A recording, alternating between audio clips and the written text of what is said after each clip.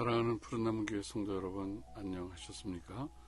5월 첫째 주부터는 그동안 해오던 성경 공부, 주일 아침에 9시 30분 굿모닝 성경 공부는 사사기 공부에 이제 진입하게 되었습니다. 그리스도인의 삶, 진정한 그리스도인의 그런 삶을 살기를 원하시는 분들은 주일 아침 9시 30분까지 비비 브라운으로 오시면 우리 함께 공부하실 수가 있습니다. 특별히 또 우리 감사한 것은 5월달을 가정의 달을 맞아서 레위기를 여러분들과 함께 묵상하는 것은 참으로 기쁘고 또 즐거운 일입니다. 오늘 레위기 7장 1절부터 10절까지를 우리 같이 한번 읽어보겠습니다.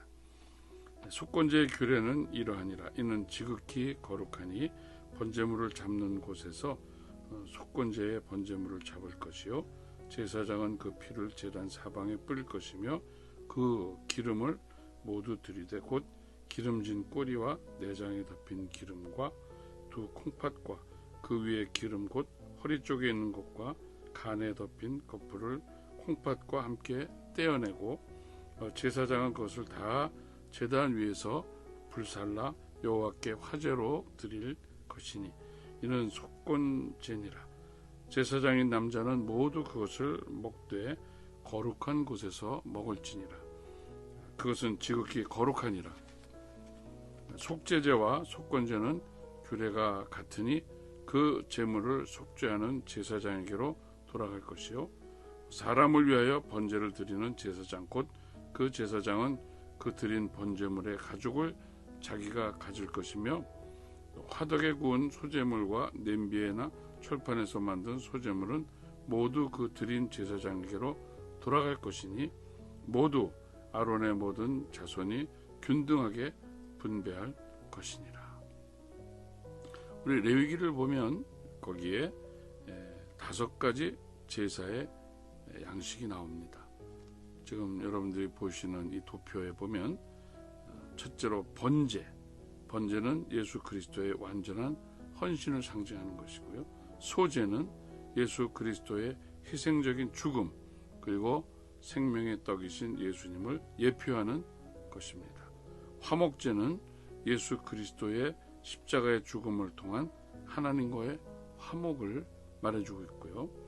속죄제는 우리 죄를 대속해 주시는 예수님의 온전하신 사역을, 그리고 속건제는 우리가 치러야 할 모든 죄의 대가를 예수님께서 완전하게 치르셨음을 보여주는 제사입니다. 자, 레위기는 6분야, 레위기 7장은 6등분으로 나눌 수가 있는데요. 1절부터 7절은 제사장의 입장에서 속건제를 드릴 때의 규례입니다. 첫째로 속건 제사에 바칠 제물은 가장 거룩한 것이었다. 두 번째, 그 제물은 번제물을 잡는 바로 그곳에서 잡아야 하고 제사장은 그 피를 제단 둘레에 뿌려야 합니다. 세 번째로 제물에 붙어있는 기름기는 모두 바쳐야 합니다. 네 번째, 제사장은 이것들을 제단 위에 올려놓고 주님께 불살라 바치는 제사로 바쳐야 하는 것이고요. 이제 5번째로 제사장으로 임명받은 남자들은 모두 그 제물을 먹을 수 있으나 거룩한 곳에서만 먹어야 하는데 그 제물은 가장 거룩하기 때문입니다. 그리고 이제 6번째로 속건제물로 속죄제물과 똑같이 같은 규정을 이 두 제물에 함께 적용합니다. 그 제물은 죄를 속하여 주는 제사장의 몫이었습니다. 두 번째로 레위기 7장 8절부터 10절은 번제와 소제에서 제사장이 받는 그 몫에 관한 내용입니다.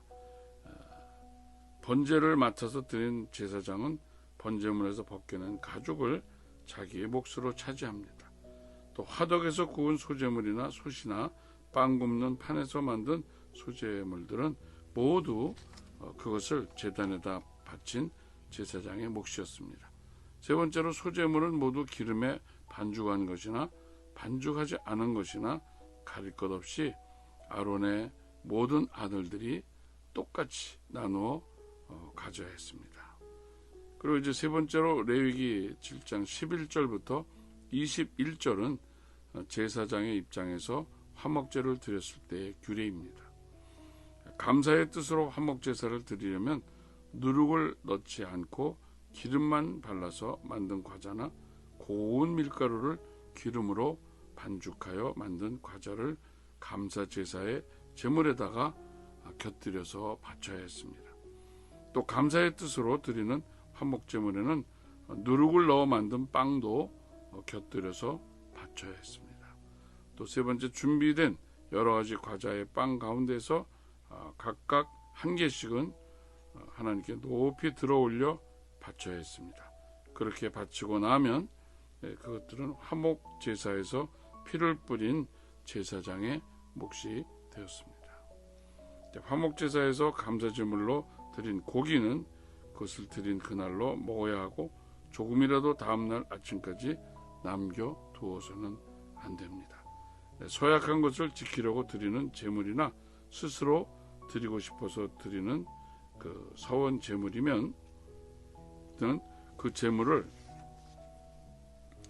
자기가 바친 그날에 먹을 것이고, 먹는 것이 남아있으면 그 다음날까지는 다 먹어야 했습니다. 사흘째 되는 날까지도 희생 제물의 고기가 남아있으면 그것은 불살라 했습니다. 또 불결한 것에 닿은 제물 고기는 먹지 말고 불에 태워야 합니다. 깨끗하게 된 사람은 누구나 제물 고기를 먹을 수가 있었습니다. 또 주께로 화목 제물로 바친 희생 제사의 고기를 불결한 상태에서 먹는 사람이 있으면 그는 백성에게서 끊어지게 하여야 했습니다. 어떤 사람이 모든 불결한 것, 곧 불결한 사람이나 불결한 짐승이나 어떤 불결한 물건에 닿고 나서 화목제사를 드린 그 제물의 고기를 먹으면 또한 백성에서 끊어지게 해야 했습니다. 이제 네 번째로 레위기 7장 22절부터 27절에는 기름과 피를 먹지 말라고 하시는 하나님의 명령이 있습니다. 제사법은 설명하는 부분에서 반복적으로 나오는 것이 기름을 먹지 말고 다 하나님께 불태워 드리라는 말씀입니다. 하나님께서는 피도 절대로 먹지 말라고 말씀을 하셨습니다.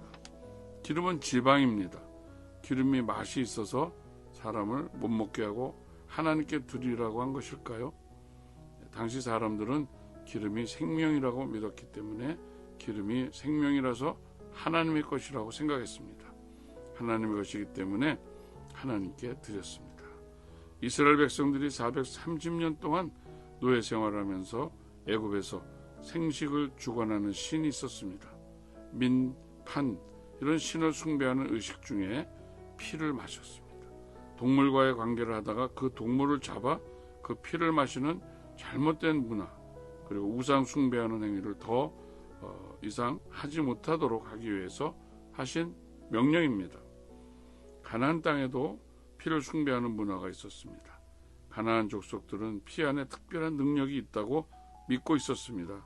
피를 치유의 신, 악령을 쫓아내는 신으로 숭배하였던 것입니다.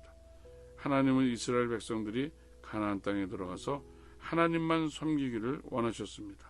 그래서 기름과 피를 절대로 먹지 말라고 명령하신 것입니다.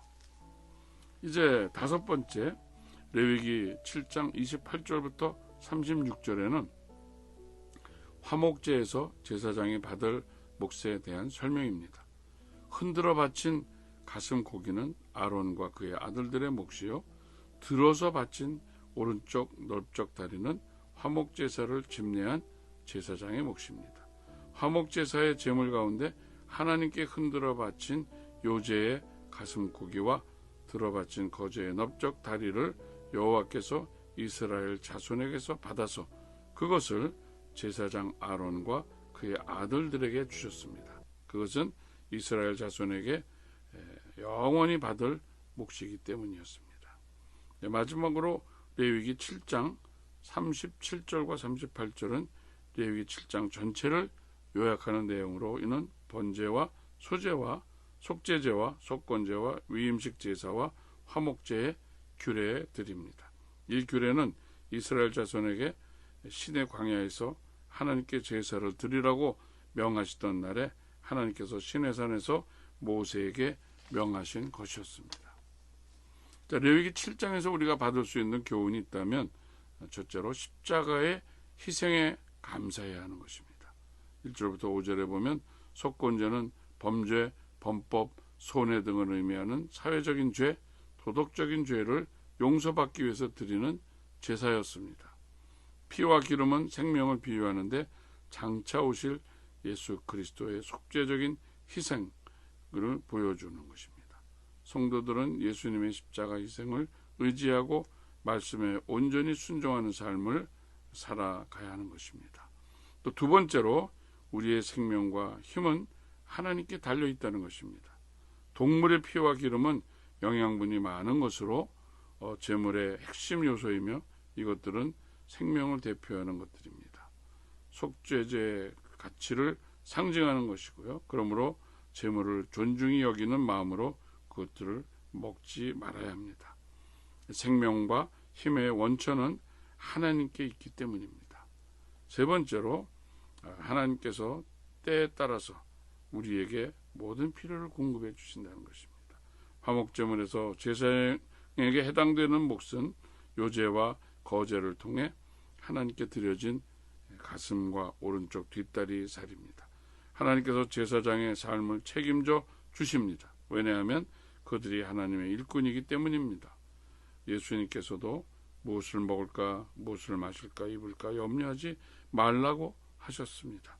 우리는 하나님께서 채워주실 것을 믿고 하나님께 온전한 신뢰를 드려야 합니다. 이번 주말도 여러분 잘 쉬고 준비하시고 또 아름다운 주일 예배자로 나오시는 여러분들 되시기를 주님의 이름으로 축원합니다.